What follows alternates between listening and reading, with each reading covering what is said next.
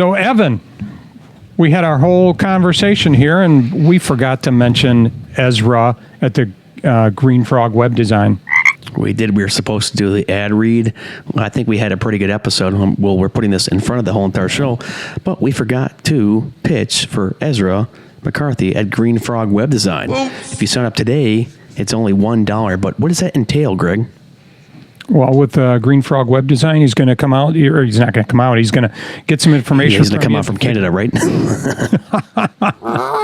He's going to find out a little bit about you, find out your story, Really? get you set up for a design, put your website together, and then help you be able to draw in some business as well. It sounds like a great opportunity. Okay. My understanding is we've had a couple of guys that have heard of him from our show. Make sure you get out there and talk to Ezra and see what he can do for you to help grow your business. And if you don't, what are you going to do, Greg, if you don't? Hello, this is Greg. I might come and throw snowballs at you. I thought you were going to come give people coal for Christmas. And then, well, first you've already scalped their lawn, and then you've stolen their Christmas tree, and now it's coal. No, okay, we'll do coal this time because there could be some remaining for Christmas, and then maybe in January I'll throw snowballs at people. Oh, if you see Greg out there, guys, in Milford and Commerce, you see his truck, throw a snowball at him. All right, let's run the show. Hey, it's Aaron with the Mowing in the Dark Lawn Care Podcast. Hey, this is Tony's Lawn Care Talk. Hey guys, Cameron here with the Lawn Care Life in Missouri. Hey guys, this is Dan White with Lawn Care Unscripted. What up, guys? It's Phil with Phil's Lawn Care. And you're listening to the Turf Nerds.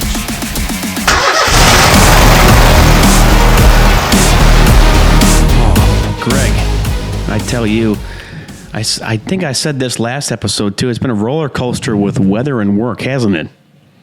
It's been crazy. We've seen really nice weather, but cold. Then a bunch of snow, and then now today it's raining out, and so I think everything could be icy because temp is right around 35. Is it 35? Yeah, I was. Let me double check. Because we went to church this morning. I didn't go last week because I had to knock out a cleanup because it was just so nice. Last Sunday, guys, it was 50 degrees. Was able to mulch up most of the leaves. I think I'm down to about 3 or 4 cleanups left. Let's see, my app, I use 2 different apps. I use this app called Carrot. It says it's 38 degrees, light rain stopping in 25 minutes, starting again in 17 minutes. We went to church today, and I noticed walking from the parking lot into the church, it was a little slick in spots. Did you notice that when you guys were walking? Yeah, it depends on where you are. There's one spot at our church. Actually, it's right at the entrance, which can be scary, where it can get real slick. And then our street, because we live in a cul-de-sac, and there's a bunch of trees on the south side of the road, on the south side of our street that block a bunch of that block the sun, so our street stays snowy and icy, even though the rest of the subdivision is clear, because we got all these trees blocking the sun. That's a good point, Greg, because I remember last week when we had that snow come in, I sent you a picture when I almost had no snow, and then you sent me a picture from your house, and there was over an inch on the ground. And I said, man, you guys got a lot more snow than we did, and that was last week, or 2 weeks ago almost. Yeah. This rain has taken most of the snow. I still have a little bit of snow out there, but it's taken most of the snow away so far. But I noticed that the street looks kind of icy. So I decided I don't think I'm going out on the street. Now, it looks like from tonight to tomorrow, the temperature is going to get low, 37, then tomorrow will be near 50. Got a couple cleanups left. Maybe we can get out Tuesday to do them. I don't know. Greg and I, he helped me last week, guys. We teamed up on a $600 job. Wasn't that was a pretty horrible job, Greg, wasn't it? I mean, if it was any of a, I guess, fluffier leaf day, drier outside, we could have knocked that out in probably half the time, or at least give or take. We had a good idea with because it was a small front yard and small side yards. In terms of trying to chop that stuff up, it would have been a mess. So we said, okay, let's just blow it on the driveway and chop it up, and then we'll just pick it all up. The issue is we chopped it up too much to the point where we couldn't pick it up. And there was one section where I just had to keep going back and back and back and to try and get this stuff picked up. And then there was another section on the driveway where I thought, you know what? I'm not going to chop it up as much. And that part went really fast. It wasn't as much as the other spot, but it still went much faster than the one spot where we over chopped. Yeah, so we mulched everything up. Leaves were more dry than they were wet, but that was a smart idea, Greg. We blew everything to the driveway. I think we stained this guy's driveway. It's like a brown orange color, but it doesn't look that bad. So we mulched it up to basically smithereens, and then we used our Ballard side catch. Funny thing, guys, I have the first version of the Ballard side catch where it's just a little latch and a cotter pin to hold the gate in. Greg has one where it's an actual, I guess, metal bar that goes over. You can pull the gate on and off of it easily. And with the Ballard side catch, you don't want everything mulched up to basically soup like I do it. As you said, Greg, you kind of want to mulch them up like, I guess the leaves like 60% or maybe 70%, because then it can suck and fill the whole entire side catch up. But I really liked it. I was talking to Corey.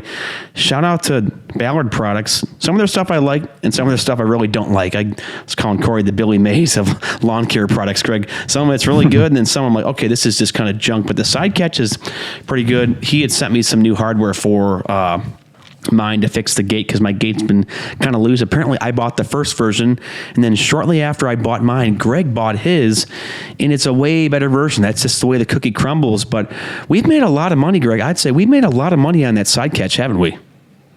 The side catch has been really good. I was surprised when I looked at yours. I'm going, what the heck is this? How did they come up with this idea? And I think there was just something they said, okay, let's try this, and got it out real quick, and then realized we got to come up with a better idea. And but like you said, I've made a lot of money off that little side catcher, and it's worked out really well. You don't need an UltraVac. I mean, I kind of wanted to get the UltraVac for my Multiforce, but I think that was around $4,400. I remember my UltraVac on my Exmark 60-inch. That was $2,700 back in the day, and I sold my Exmark Rider E Series with that UltraVac last year, and I sold it for $2,700. It's funny, the first day that I got that UltraVac like 5-6 years ago, I was riding around with the shell on the back with no bags, and I ran into a basketball hoop control arm, put a big hole in it, and took it up to my dealer Weingarts, and I said, hey Ted, what can you do about this? I said, can you warranty stupid? And he said, no, you can't warranty stupid when you run into like that. So I just took some Flex Seal tape and I just taped it, and that UltraVac it had been fine. I mean, there was a bash in the dome. Could have bought a new dome back in the day on eBay for $400, and they jumped $800 when COVID hit. But a kid bought it for me 2 years ago with the mower for, I think it was $9,000, and haven't pulled the trigger on a Multiforce vac because that's just a side. It's like on the sides got two bag bushels, but it's just not worth the price. I think that wasn't the Ballard side catch, Greg, only about $400, wasn't that? And then you have an option to extend it. Wasn't it about $400? Yeah, I believe it was about $350, $400. I haven't checked. Actually, we can look it up. I'll look it up while we're talking. Look it up here. But that extension was, I was thinking about doing that because I thought, well, yeah, then I don't have to keep, what are they, Ballard International? I just Googled Ballard side catch. Here we go. Oh, yeah. Here we go. Whoa. Well, holy smokes, guys. He must have hopped up on this because it ranges from $520 to $750. Wow. Oh, man. I know he's got like 7 of the same. Yeah, Catch Pro Pagger. This, yeah. With the MB KK bracket. Mine was the first version because what Greg got, he bought it shortly after mine. And this one's just, I think they updated this again, Greg. This is not even this is like yours, but a little bit better. Let's see. Add on. Okay, so Leaf Pro. Yes to the Leaf Pro. What's the Leaf Pro? And then no dust cover. Let's see. Oh, he wants $719 for this. Did he really raise it up from? Whoa! Wow, Corey, what are you doing? I'm pretty sure when I bought be nice because he's sending you something. No, it's just free hardware. No, I was just surprised. I'm pretty sure when I bought it, it was like $400, wasn't it? Yeah, it was right around that. I don't think it was too much more. Because there's also the Accelerator side catch, which is nice. But I really like the Ballard side catch on this. My buddies, they had borrowed mine once a couple years ago to suck up grass. It really does a great job with grass and leaves. And I sucked up seagrass with it. But they have an extension for it too. That's what I was just looking for. Where's the extension on it? That's where I said no. I here it don't is. want the Leaf Pro today, and it dropped to $520. What's the Leaf Pro on Extension this? is $239. I'm not sure what this Leaf Pro is. Do you see this What's option here? Leaf Pro? Hang on. I don't know what it is. Yes to the Leaf Pro 7.9. What is that? It's funny, we're shopping on here on the podcast right now, guys, and I can't figure out I what don't that see is. a Leaf Pro. Leaf Pro. You can probably hear me typing like that. That's weird, huh?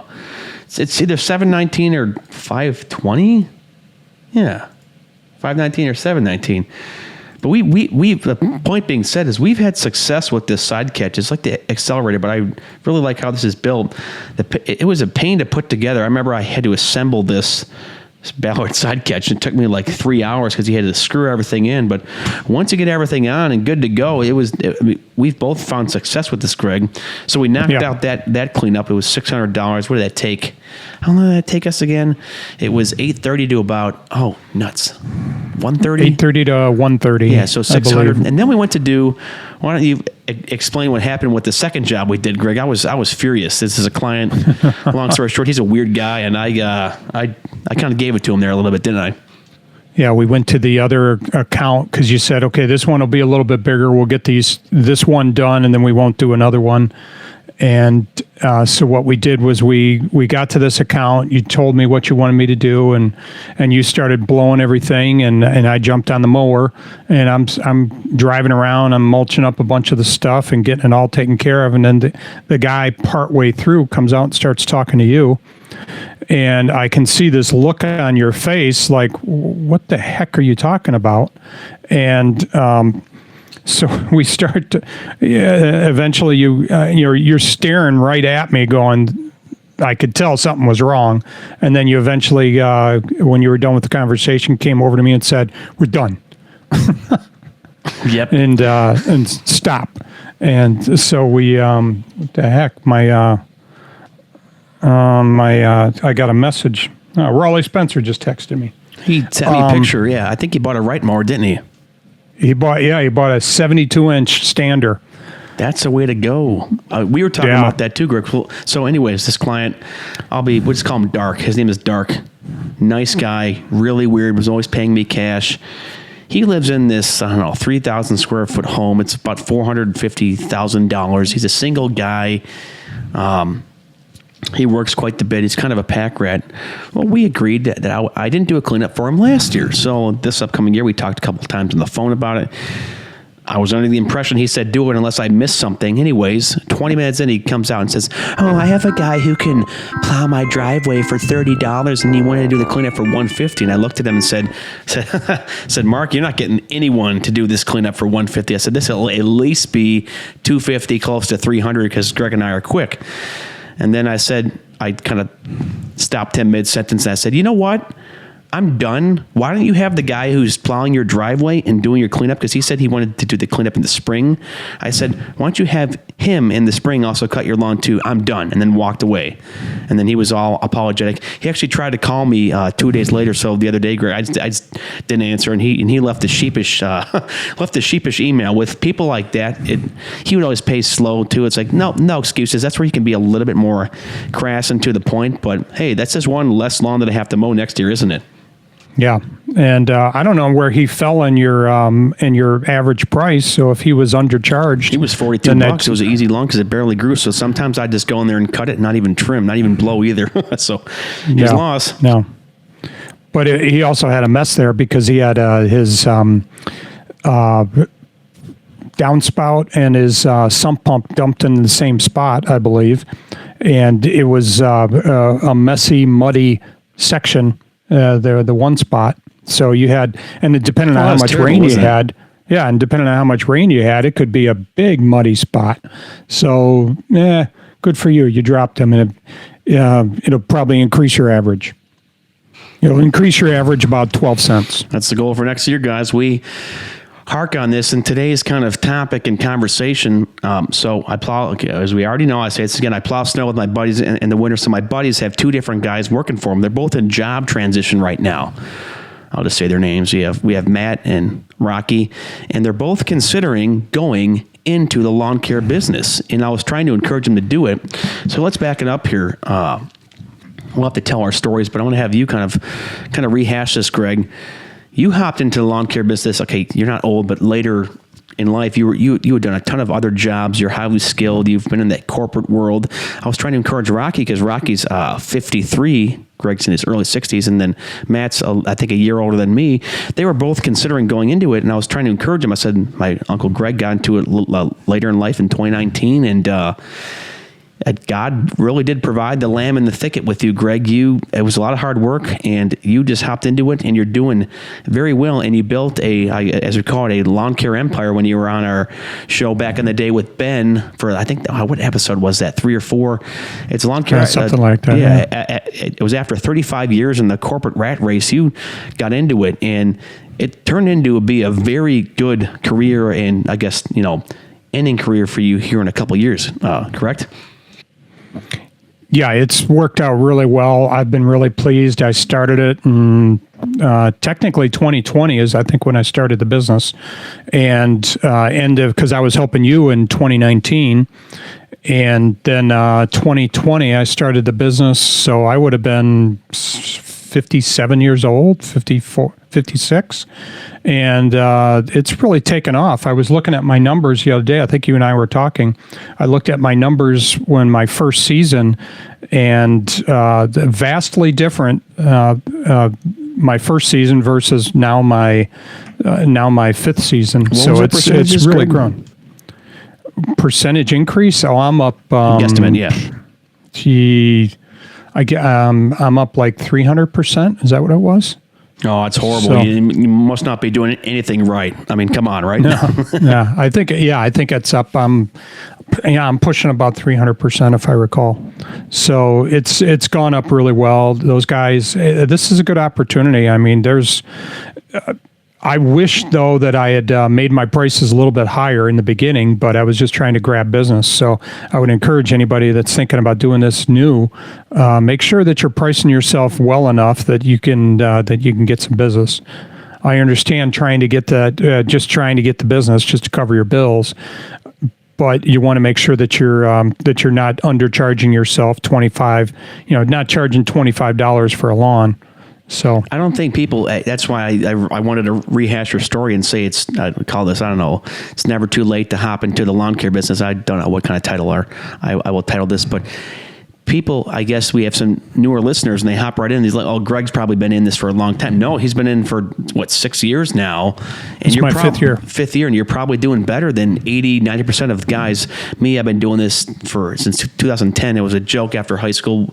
We'll have to give our lawn care testimonies, and Greg's hitting the nail on the head. My prices were too low for over half of my time mowing. I really didn't start upping until I was talking to Greg, because Greg cuts bigger lawns, and Greg's like, "Oh, my average was like $43 a cut," and then I think it's close to 50, give or take. But Greg made a good point.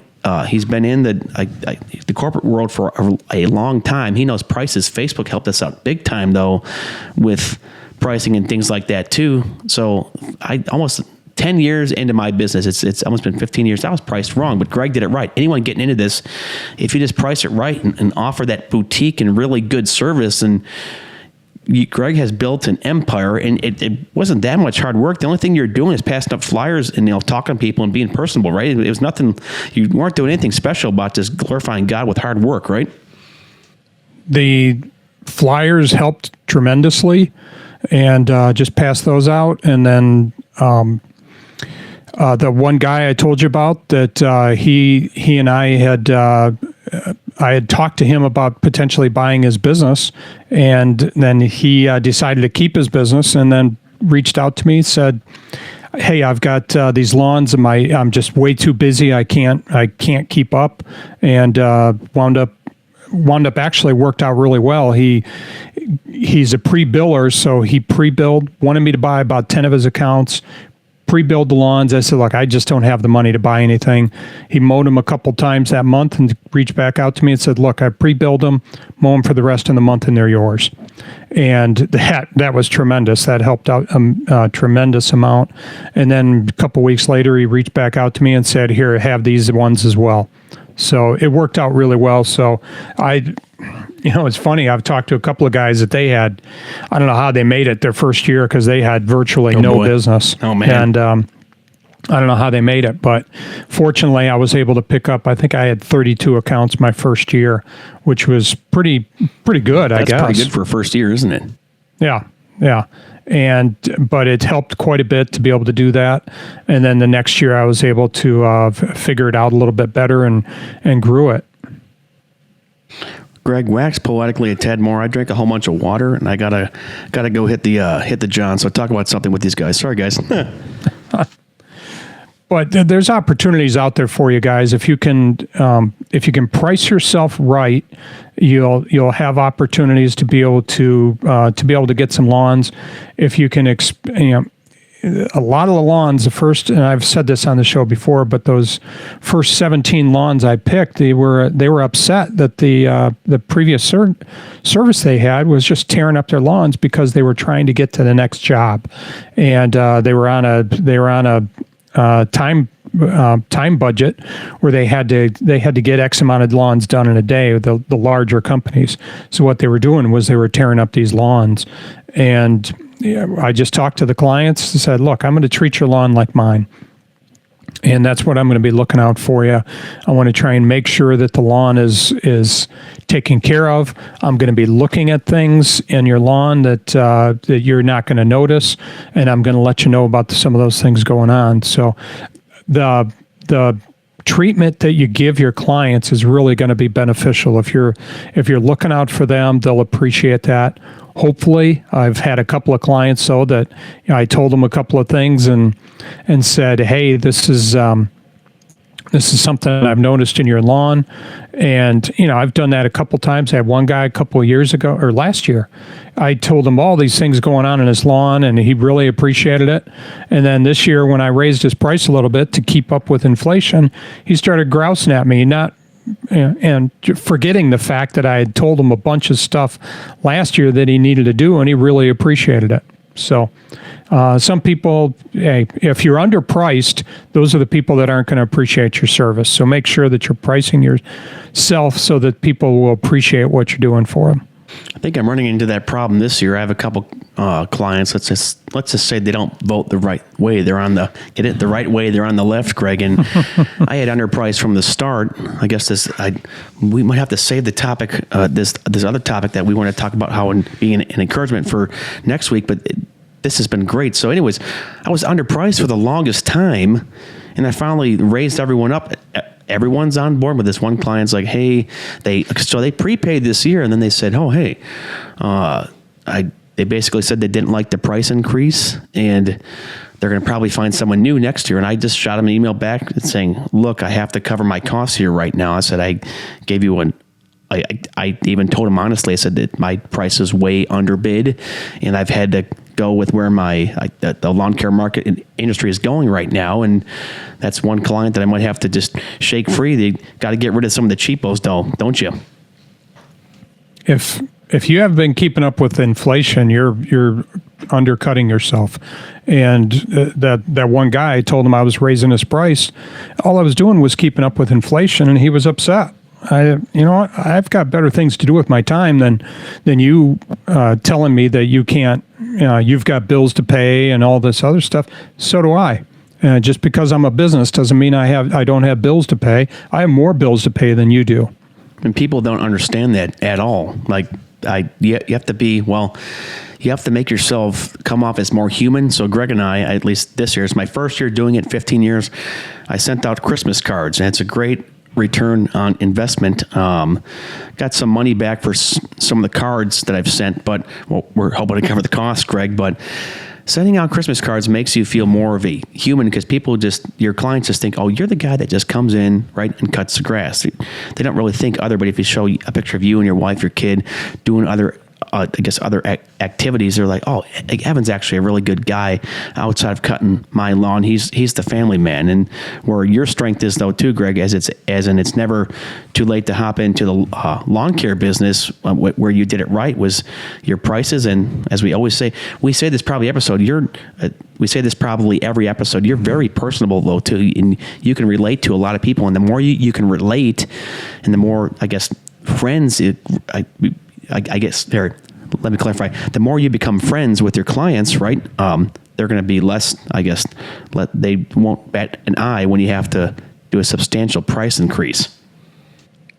The advantage of getting to know your clients is they, I guess they feel a little guilty if they tried to leave you, but they're, they'll reach out to you and say, hey, I've had some of these things come up. But if you have a good relationship with the client, it's going to go a long way for you. I see these stories about these guys that get upset when the client comes out and starts to talk to them. Hey, it might slow you down a couple minutes, but if you got a 90-year-old client, you might be the only person they're talking to that week. So, yeah, those are the times where you take the time to speak with them. If we're looking on the from the ministry standpoint, this is going to be something that's really important for you, is to make sure that you have the opportunity to talk with these clients. Hey guys. And you know what? I wanted to grab that book because I guess I'll let you wax poetically here for a moment, because there's something I wanted to share out of a book that we're doing in our small Perfect. group. So go ahead and talk a little bit, and Awesome. I'll be back in a second. We should start this segment on the show where I take a leak and then Greg wax poetically, and then when Greg's gone, I will wax poetically. This is throwing it back to when I was solo here for a while, but so to kind of land the plane, we'll have Greg land the plane with the book. I think he's going through this book with the Bible study at church. Plowed snow. Had to plow snow with my buddies this past Wednesday. So, man, I should have these dates and be more prepared, but I am. So, last Wednesday. Okay, that's not. Oh, okay. So it was last Wednesday. It was Wednesday, Thursday. We had a ton of snow on Thursday morning. Went out at about 2:30. Worked to about 2:30 a.m. Worked to 12:30 p.m. Salted there with the buddies. That was just a big nightmare, guys. I don't get how these guys do it full time, salting these wee hours. I've been doing this full time, with my buddies for the past 5-6 years. Anyways, the point I'm trying to say is salting takes a toll on you. It's really good money. And that's also a viable option too. If you guys are trying to break into the lawn business, it's never too late. Maybe some of you guys could even target just doing salting and plowing and things like that. I've heard some guys make upward to $70,000 to $125,000 in 3 months combined between salt and snow. I guess the bread and butter is really the salt. So I'm thinking about doing that. But even Greg, as he was cutting the grass, Greg, I think he probably thought it was too late, but he still gave it a shot. He gave all the glory to God, and he's doing very respectable and well. Did you find that book, Greg? Yes, I did. So the book is called The Daniel Dilemma, and it's by Chris Hodges. And Chris is a pastor, founding and senior pastor of Church of the Highlands. And it's a good book. And there was a section that I was reading, and it was kind of some of the things that we've talked about in the past. I want to read a couple of things for you here. Each time, that's the world we live in. There is a constant tension between who God says we are and who the world says we should be. That's why it's important to dwell on the uncertainty of who God says you are and live out the purpose He made you for. In Jeremiah 1:5, God says, "But before I formed you in the womb, I knew you. Before you were born, I set you apart. I appointed you as a prophet to the nations." And intertwined with who you are is God's unique purpose of your life. Once you understand this purpose, you'll know your true identity. While other people and cultural forces may attempt to define you, their false labels won't stick. Knowing who God made you to be keeps you anchored in His will and influences every decision you make and every risk you take. Purpose is your identity in action, and when you're secure in that identity, your impact will make an eternal difference. So that's what we were just talking about a little bit when I was saying, hey, this is our ministry. And we need to find our purpose. And so one of the things that I've felt is one of my purposes is to be able to talk to that 90-year-old client and let them understand that I'm there to talk to them. If they need me to talk to them, I'll spend a few minutes and talk with them. And I think they appreciate that. I've had opportunities to be able to pray with them. And then they go on in this is in the study guide. It says 2 ways we find a purpose in life. And we go to the source and we look at our design. And then there are 4 things we need to know about our purpose. And this is where it's kind of important. This is what I'm eventually getting to. I am a minister. I'm a lawn guy, but I'm still a minister. And I have a specific purpose. Now, and that purpose is to be able to be a minister for, be a minister for Christ and be able to share him with others. I have an opportune time, and that's our time here right now. We have the opportune time to be able to do it, and I can make an eternal difference. And opportunities to be able to share with a client, to be able to talk with them, pray with them, and maybe help lead them to Christ. That should be our goal. That's well said. Why don't I close this out in prayer, Greg? I literally got nothing. I was waxing about salt before you came, but what you said was probably a tad more profound. Heavenly Father, we just thank you for this episode and time and this Sunday. We always record on Sundays, Lord. Lord, well, as we talked about, it's never too late to hop into the lawn care business, and we are indeed ambassadors and just for you, even in this business, Lord. We are wise stewards of your grace, Lord. And I just pray if there's someone out there who's considering hopping into this, just know that when they sign up for a lawn care business, they are indeed on a mission just to pour a light and be just a light to you in a dark industry, Lord.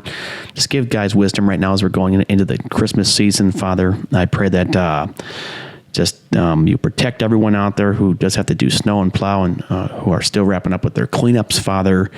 Just bestow favor on the guys right now, Lord, and favor does not always come with financial blessing. Favor comes with peace and the joy that comes through you and knowing your word, Lord. So, Lord, we just thank you for the time, Father, and I just pray that just give us wisdom as we go into this winter time, and that we get some vitamin D so we can be happy during the winter, because Greg and I never see the snow. I pray that, never see the sun. I pray that other guys would be able to see the sun too, Lord. And if any of these guys, Father, just need some advice, they can always reach out to us, Lord. We love you, Father, and I just pray that you would just be our guiding light right now. In Christ's name, amen.